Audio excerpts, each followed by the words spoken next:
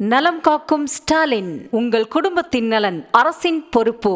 கால்நடைகளை மேய்க்கும் தொழிலாளர்களை கால்நடை உரிமையாளர்கள் கொத்தடிமைகளாக வைத்திருப்பதாக கூறி தமிழ்நாடு மேய்ச்சல் சமூக கூட்டமைப்பினர் சிவகங்கை மாவட்ட ஆட்சியர் அலுவலகத்தை முற்றுகையிட்டு மறியல் போராட்டத்தில் ஈடுபட்டனர். கூடுதல் தகவலோடு இணைகிறார் செய்தியாளர் ஃபருக். வணக்கம் ஃபருக், இந்த போராட்டம் குறித்தான முழு விவரங்கள்.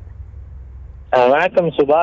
தமிழ்நாடு மேய்ச்சல் சமூக கூட்டமைப்பின் சார்பில் கால்நடை வளர்க்கும் உரிமையாளர்கள் தங்களிடத்திலே பணி செய்யக்கூடிய தொழிலாளர்களை கொத்தடிமைகள் போல் நடத்துவதாக கூறி அவர்கள் மீது பொய் வழக்கு பதிவு செய்வதாகவும் தொழிலாளர் நலத்துறை மற்றும் வருவாய்த்துறையினர் இவர்களை பொய் வழக்கு செய்து அவர்கள் தொழிலை செய்வதால் தொழில் பாதிப்படைவதாக கூறி அவர்கள் 200க்கும் மேற்பட்டவர்கள் இன்று மாவட்ட ஆட்சித்தலைவர் அலுவலகத்தை முற்றுகையிட்டு 3 மணி நேரத்திற்கு மேலாக சாலை மறியல் போராட்டத்தில் ஈடுபட்டு வந்தார்கள்.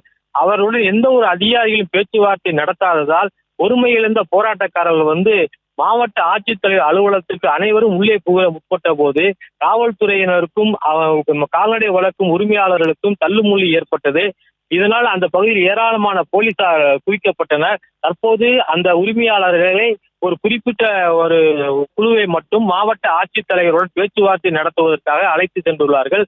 இன்று திங்கட்கிழமையுடைய மக்கள் குறைதீர்க்கும் கூட்ட நாள்ல 3 மணி நேரம் சாலை மறியல் போராட்டம் ஈடுபட்டதால் அந்த பகுதியில் வெளியூரில் இருந்து வந்த மக்கள் மிகுந்த சிரமத்துக்குள்ளாகியுள்ளனர். தற்போது அவருடன் மாவட்ட ஆட்சித்தலைவர் பேச்சுவார்த்தை நடத்தி வருகின்றார்.